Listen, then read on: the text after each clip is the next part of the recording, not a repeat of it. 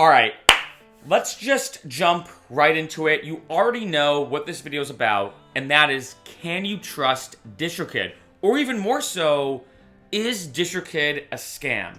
Right away, I'm gonna say yes. You can trust DistroKid and no, it's not a scam. I have to say right in the beginning, I am always honest and transparent in all of my videos. I started using DistroKid in 2015 when I released my debut album, The Light Nearby. I remember shopping around, looking at like CD Baby, TuneCore, all the other ones.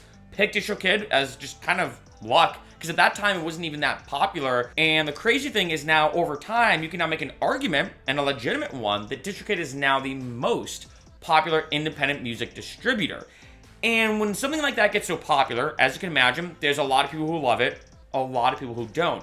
And I've seen so many videos on YouTube of people saying, DistroKid scammed me, DistroKid is a scam, you can't trust them, they didn't pay me, etc, etc, etc. And again, I have to stress this numerous times, DistroKid did not ask me to make this video. I'm always 100% honest in my videos. One big thing I think a lot of people have to keep in mind, and this is super important, is that remember, DistroKid is the middleman. iTunes, Amazon, Spotify, Google Play, all the different music distributors have a lot of rules, a lot of restrictions on the way you can upload artwork, the way you title things, just the way you upload and put music in their stores.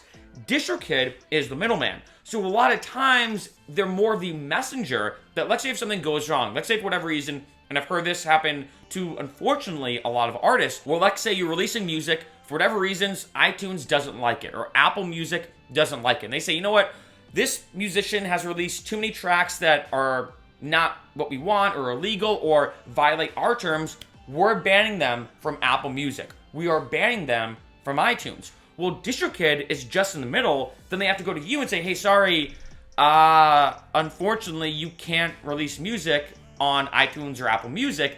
And then what people do is, instead of going after Apple Music, they say, oh my God, DistroKid, how dare you do that? You're a scam. I can't trust you anymore, etc, etc.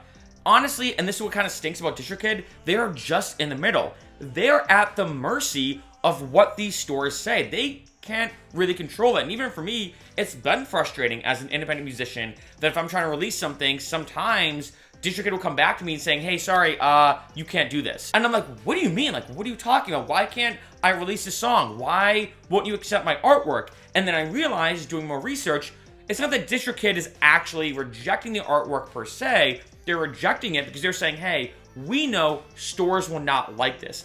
Think of it in kind of an interesting way as a recruiter. If you're trying to get a job, and let's say you hand a recruiter your resume, and the recruiter says, oh, you know what?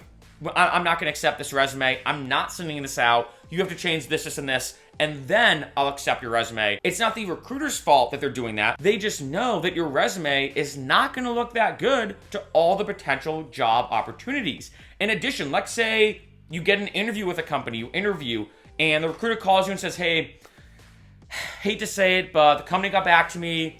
They're not gonna hire you. I'm really sorry. Do you get frustrated with the recruiter, or do you get frustrated with the job? Because you're like, what are you talking about? Like, I interviewed well, my resume looks good, I'm definitely qualified, etc, etc. You're not really gonna get mad at the recruiter because they are the middle person. Same thing with DistroKid. Another thing, especially now talking about money, because I see a lot of reports and people saying, oh my God, like, DistroKid has not paid me yet.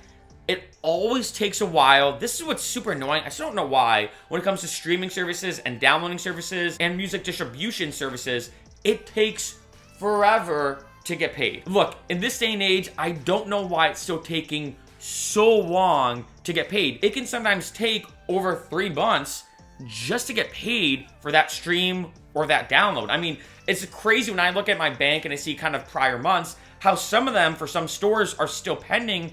It might be 4 months later. And I'm like, why is it taking so long for them to just say, oh yeah, someone streamed for Chero's music. Yeah, we're gonna pay him.